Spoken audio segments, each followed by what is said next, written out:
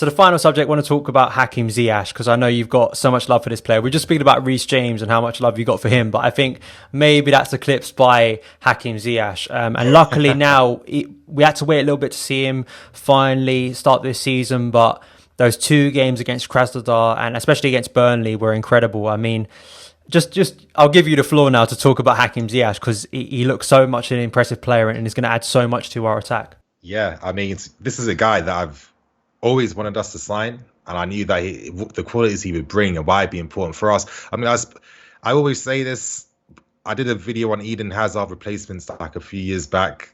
7 players I think would really be the ones we should look at. I looked at guys like Insigne, Bergwijn, etc., etc. But for me, I said out of all these 7 players we're looking at, it's got to be Hakim Ziyech. I just think that he's like the perfect attacking player.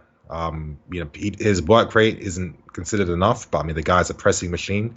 He knows how to press too, not just running blind to close down a guy. He looks to close down the passing angles for the guy he's about to press. And obviously, he keeps his body position in a good way to encourage the rest of the team to, press down a certain side together. So it's just those types of certain things that he brings alongside incredible creative ability. Consistent goals where he's getting double figures in goals every season consistently for God knows how long, with the assist to match as well. He can play everywhere in the attacking line. He can play in midfield. And actually, one thing I noticed in the game versus Rennes yesterday was how our passing was a slightly slower in midfield. And I realised afterwards one of the main reasons for that is that against Burnley, having Kai playing, he's a one-touch player, Kai playing alongside Ziyech, where they were able to switch positions, where Ziyech can move into midfield and Kai can move down the right, kept the fluidity going. And I just think that I want to see this more, because I think when Ziyech is able to even come attack from deep in the middle, as we saw against Krasnodar and as we saw against Burnley as well, it just adds so much to the team. And I just think that Ziyech for me is a guy I looked at as being probably the best player in the team right now. We've signed like a proper leader that's going to elevate what we do offensively. And it's no surprise that his performances have been reflecting that. But I do think if you really want Ziyech to be playing out of 10 and not like a 9 out of 10, then Kai is important just for that fluidity of their interchanging and just how quick the one-touch football is, because that's important. But I've always said Lampard's, the modern managers like, Lampard's, your Flicks, your Nagelsmann's, etc., etc., they encourage, quick one-touch pass, not possession for the sake of it. And to do that, you need to have the right players that know when to move into space at the right time, have that positive body positioning to release the ball to teammates as well. And I feel like basically the reason why I'm even saying all of this is that, against Rennes, I didn't think that, even though Ziyech was very dangerous, he wasn't as dangerous as the other games due to not having a Kai.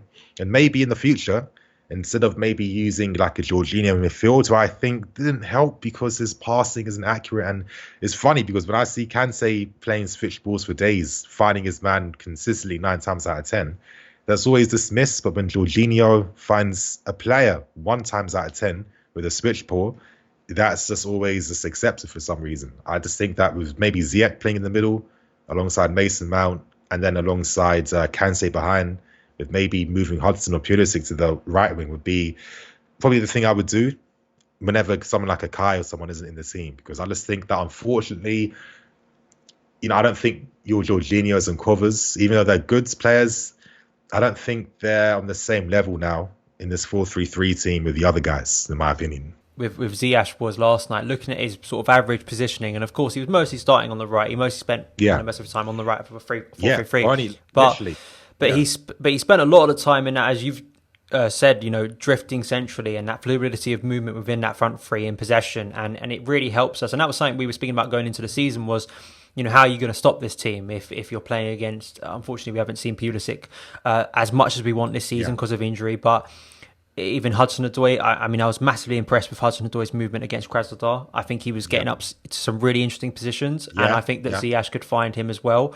I'm just intrigued. You said about central midfield. I got asked a question about this on my video on Monday, and my sort of fear about it was, can you play Ziyech as, say, a number 8 in a bigger game?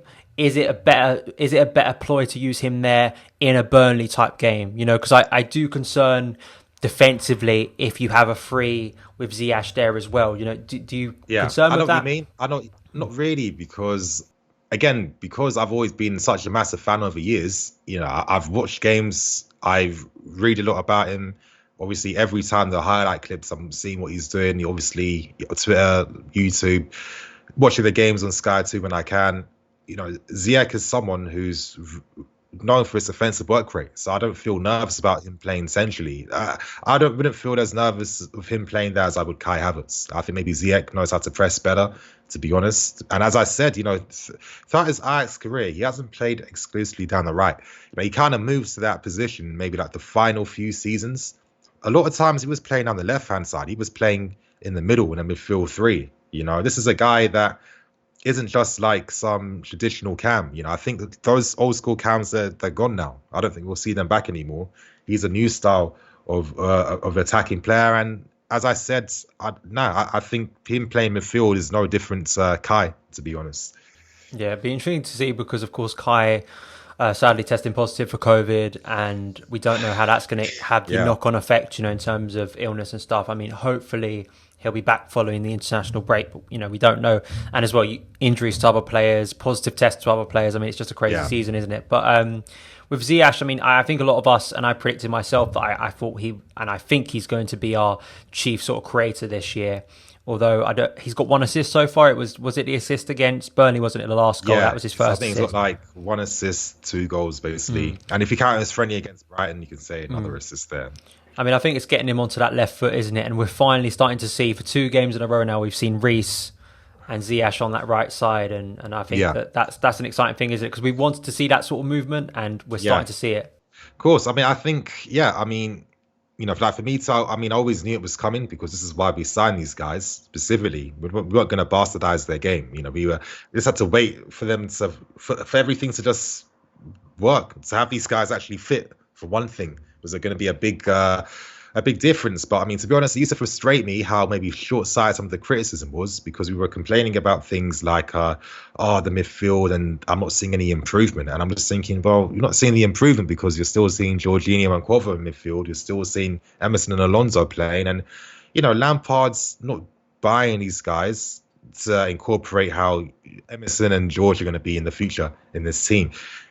There'll be a thing of the past in the not too distant future. That is the reality. So it's just like, we got to, you know, understand what the bigger picture is here. We have to understand the reason why we look the same as last season is because we're using the same players from last season who are the reason. And that's the highest level we could go to under these guys. It's not like this anymore. And I think, you know, if clubs even think that, you know, we're predictable because Ziyech plays on the right-hand side, that'd be stupid, because we've signed players who can play everywhere. Kai can do it. Werner can do it. Ziyech can do it. Our youth academy players have been doing that since they were making their names in the academy. So this is the modern football we've adopted, and this is the club we're going to be. Final question, and I don't think I'll make this the title because I've spoken about him enough, but I think it's interesting to ask you about him, Declan Rice, because you did allude to it earlier. We saw the story earlier this week about, I think it's from The Athletic, saying that Chelsea aren't giving up on Rice, which, you know, it's not exactly breaking news, is it? I think a lot of us suspected that, but I think there was this thing about Chelsea lining up 2 permanent deals for first-team players to be sold. I predicted that was both Rudiger and Jorginho. I don't know if you felt the same. Yeah, I think I had like Emerson and Rudiger, because they were like the 2 guys I remember. Yeah. Do you think, in terms of January, and because it's such a massive squad, I mean, there is that concern this season with COVID that you could have 2 or 3 players taken out, so that's why you need a bigger squad. But at least some of those players who've been outcast, I think, will be leaving on loan or permanently. Yeah. Then do you think that could make way for Declan in January, or do you still think that's a move that could be next summer? I mean, it's going to depend on who we can sell. I think that hasn't changed from the end of the transfer window. If those guys could have moved on, I think the deal for us would have been wrapped up, you know, on that day, to be honest. But you know, let's find out how we're going to sell these guys off. I mean, it doesn't help now that maybe some players won't get as many minutes as before, and is that going to affect their valuation potentially? But at the same time, you know, my thing is, you know, I'm not too sympathetic towards the club. You know, when you act so long with such a short-term vision, and then, you know, for example, you know, signing your Contes, you know what he's about. You you know what he's about. Conte doesn't lie about who he is. He's a very, this is me, accept who I am, and let's do this and work together. If not, I'm out of here, and I'll be the one to tell you I'm going. You won't even tell me. I think that, of course, we benefited from him, but long time didn't work. And with Sarri as well, I just think that with Sarri, maybe he was a bit too, not obsessed, but he was more catered towards his own principles. I mean, I'm sorry, when I was hearing nonsense about Husai, even entertaining, getting the bids done for him, the club even entertaining that idea, I'm thinking, for God's sake, we've got Reece James here. We're going to sign Husai, who's not even a world-class right-back, for stupid money. We're not learning from last season. So, now that these things are behind us, now that we've got these things implemented right now, yeah, man, I just think that things are looking quite good. And yeah, I think that I wouldn't be surprised if we win something this season, to be honest. What would you say? Are you going for a Premier League title? Or would you think more like down the lines of FA Cup? Maybe a cup competition, more likely. But at the same time, I think maybe with our football, how are teams going to cope against us now that we're playing in such a new way? Now that, during very intense periods like December, where you don't really get much time to work with the team on ideas and stuff, I feel that maybe that could boost us and give us an advantage. And yeah, I think we all knew it was going to come. It's just a matter of being patient and waiting is all we had to do.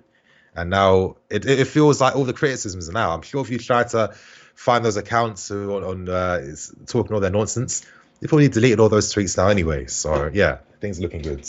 I think patience was something that was so desperately needed at Chelsea over recent years, and hopefully we'll start to see it now under Lampard. But thank you, mate, so much for coming on the channel once again. Great discussion. Nice, great to have you on. I hope you guys enjoyed watching it, as I do with all my guests. I'm pretty sure everyone knows where they can find your work, but just so you let them know again, remind them, where can people find your work online?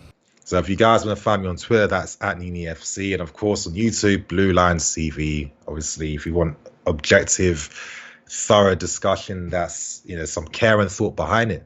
Just see, even because I think people appreciate that, because sometimes you just want, people like to have that type of figure where they can even bounce their ideas off. You know what I mean? And I just think that I like being that voice for people. And yeah, that's basically it. I haven't really thought too much about how I'm going to promote myself. I never do, to be honest. I never think about that, but yeah. No worries, man. All the links will be in the description box below. And sometimes I pop up now on NiiNiiFC's channel, so for previews and stuff like that. So you can check that out as well. All links in the description box below. But thank you guys so much for taking the time to watch this video. If you did enjoy it, hit that subscribe button and a notification bell so you never miss an upload. Follow me on Twitter at @SonOfChelsea. Have a great day, and I'll see you again.